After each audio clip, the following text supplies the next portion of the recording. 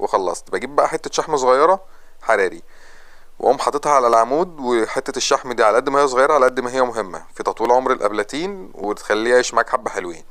كده كده الابلاتين الدنسو بيجي مع حته شحم، والابلاتينات التانية بيجي معاهم، بس يعني حاول انت تحط منها جزء بسيط قوي، لان بيبقى الشحم رديء فبيتنطر ساعات على الابلاتين ويعزله، بيخليها ايه تعطل، تخلي العربيه تعزل. هبقى اعمل فيديو برضو بسبب الاعطال دي بعد كده.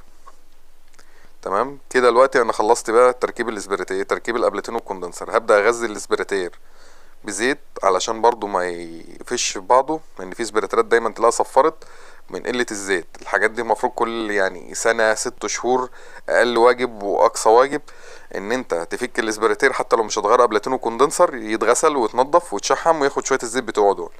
لو شايفين الزيت نزل على الحدافات جوه اهو، سأل حدافات، صوت الاسبريتير ده كان خشن بعد ما خد شوية الزيت